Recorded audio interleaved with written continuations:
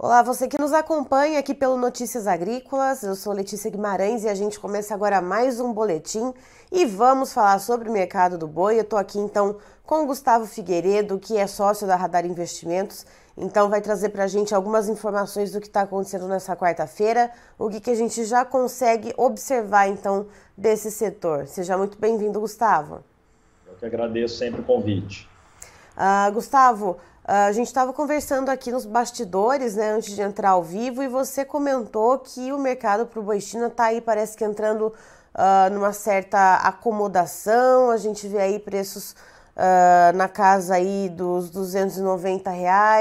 Antes a gente estava vendo, né, na semana anterior, em torno de 295. Houve uma certa correção negativa para esses preços e por quê? Vamos lá. O cenário ainda ele é pressionado, tá?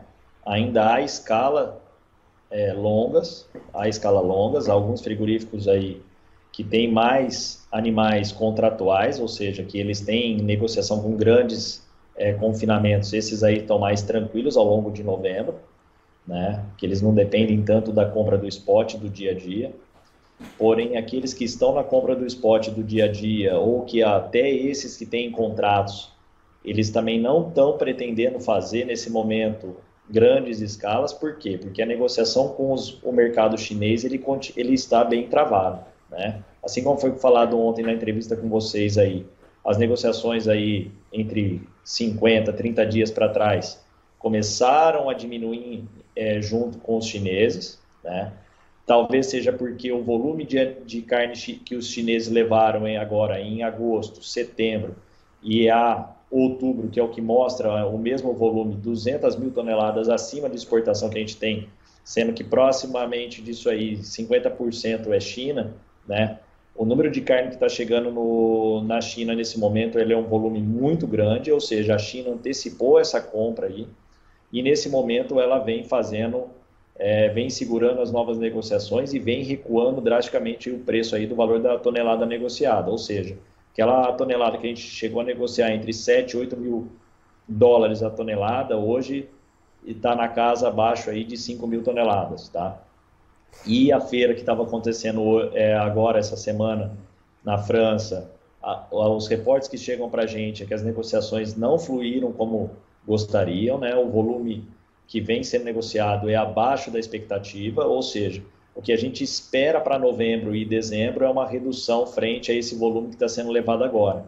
Por que a gente fala lá para frente a expectativa? Porque o que a gente tem de dados que vem chegando aí da SECEX para a gente, ele sempre tem um delay aí de 30 dias pelo menos, ou seja, são as carnes que estão sendo embarcadas e não carne negociada. Então, analisando o que está sendo negociado hoje, o que pode vir de expectativa dos próximos embarques, a gente já fala aí, alguns frigoríficos dizem aí de redução de até 30%, né? Então, isso faz com que os frigoríficos exportadores aí com contratos para a China não tenham necessidade também de alongar suas escalas, sendo que eles já têm uma escala longa e que passa a gerar nesse momento até um certo estoque dentro da indústria, tá? Então isso gera ainda mais pressão com a redução do valor da tonelada e com essa falta de negociação futura aí, junto com os chineses e redução aí de 30% da exportação, gera uma pressão ainda maior na arroba no atual momento. Ou seja, aquele pecuarista que precisa vender o animal nesse momento,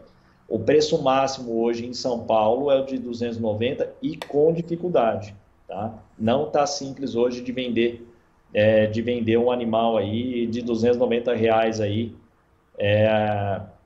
com o padrão China. E Gustavo, trazendo essas informações a respeito da China, esses embarques, né, essas compras de carne bovina já se acomodando, né, tanto em volume quanto também em preço, como que essa informação se liga à questão da carne suína lá na China, que é a carne preferida da população chinesa?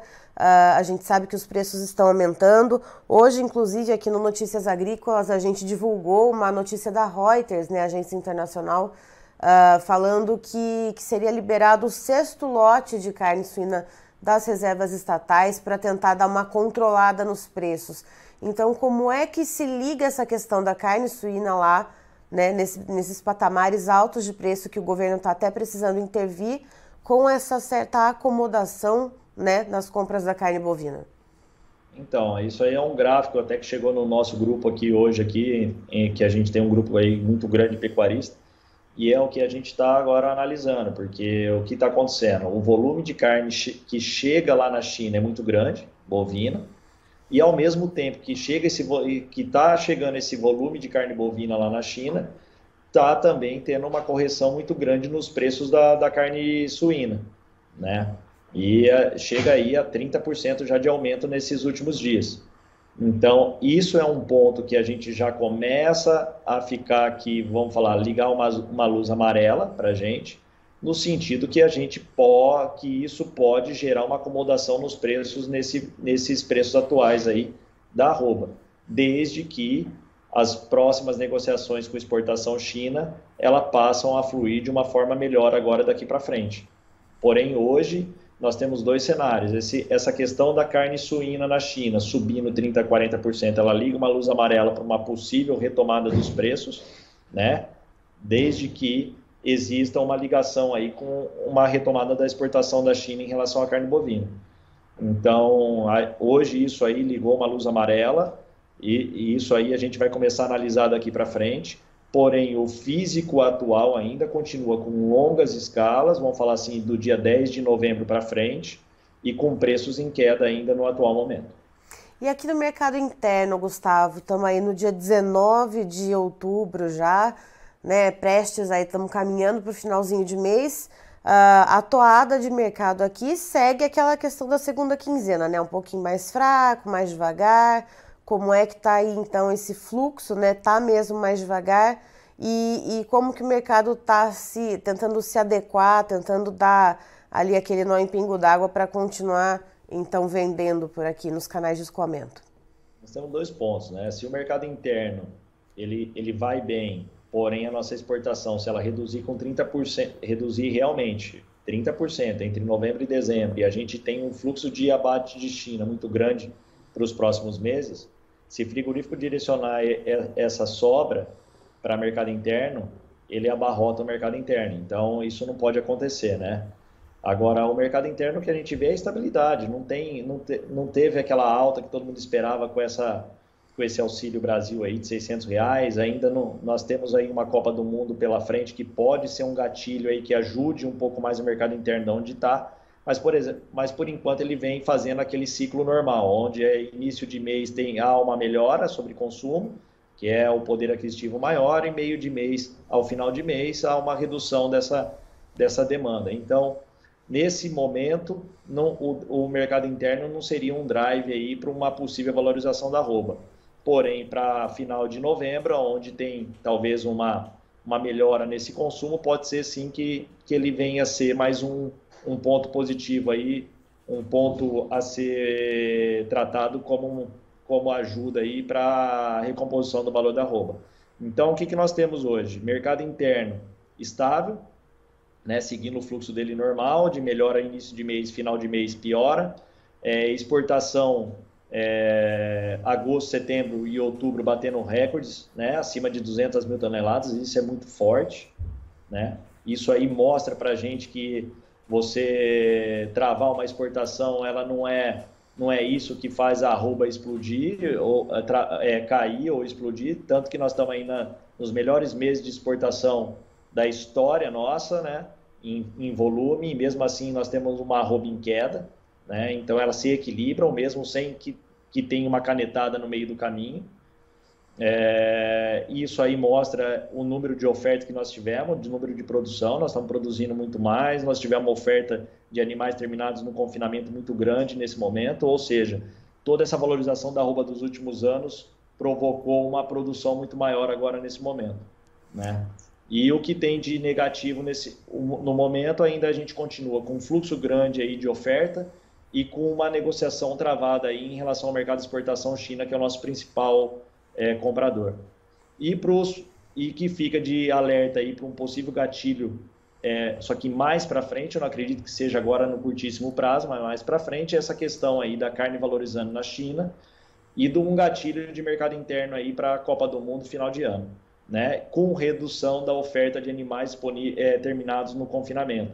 devido a essa desvalorização da arroba que já vem aí perdurando aí pelo menos 2, 3 meses, que isso aí tenha desanimado aí a produção no confinamento e que pode ser que tenha uma falta, uma redução da oferta aí para os próximos meses, entre final de novembro e final de dezembro, e sendo que chegada das águas aí o pecuarista aí com o pasto ele tem um poder maior de negociação, podendo segurar o animal por mais tempo aí na pastagem com custo menor, para que essa oferta se regularize e reduza essa escala e a gente tenha uma valorização da arroba nos próximos dias, ou seja, entre dezembro e janeiro. Vamos ver.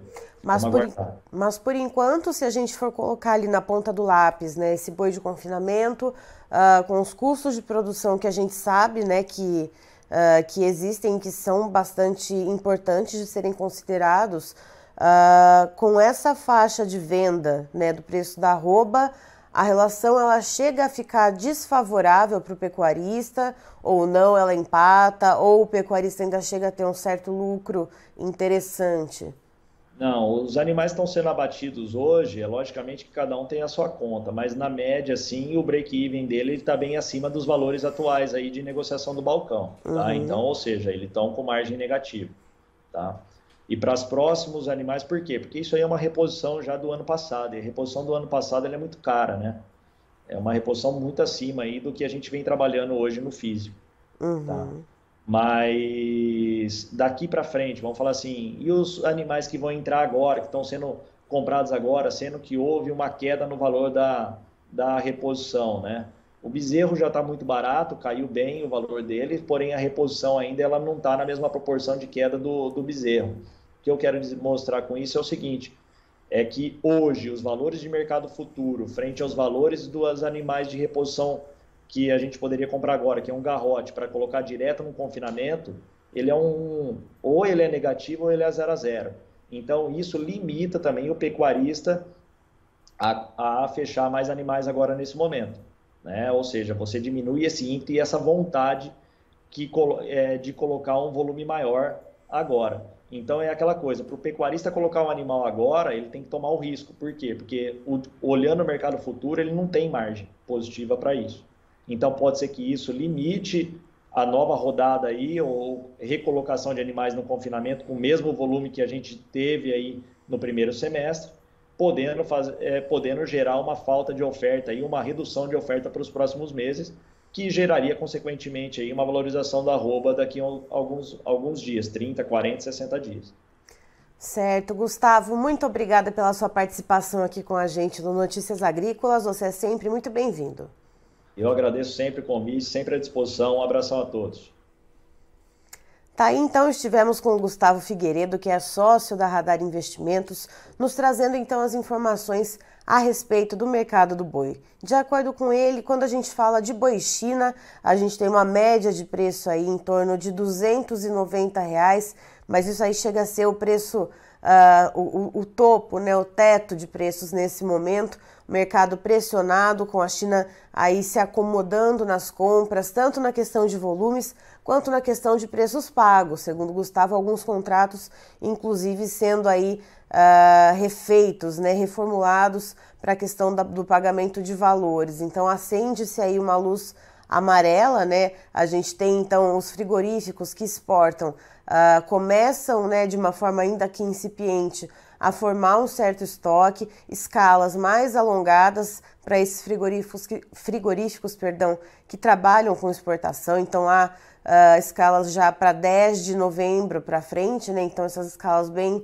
alongadas, e fica esse clima, né? Fica esse sinal aí amarelo aceso. Aqui no mercado interno, por enquanto não há nenhuma novidade, né? O mercado ele reage de acordo com a sazonalidade do mês, então a gente já está se encaminhando para o final de mês, que é um período mais difícil de venda, mais difícil de escoamento.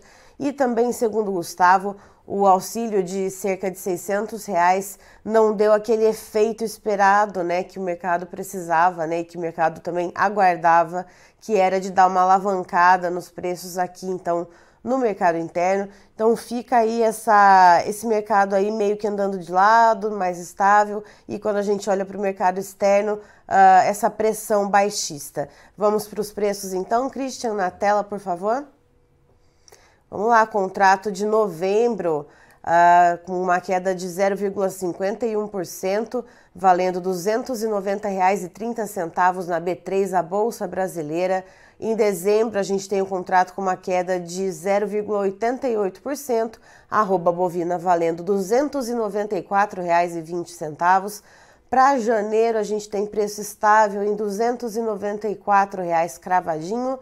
Fevereiro, não temos referência de preço e, olhando para o boi gordo, para a referência CPEA aqui para o estado de São Paulo, a arroba tem uma alta de 5,60%, chegando aos R$ 302,45.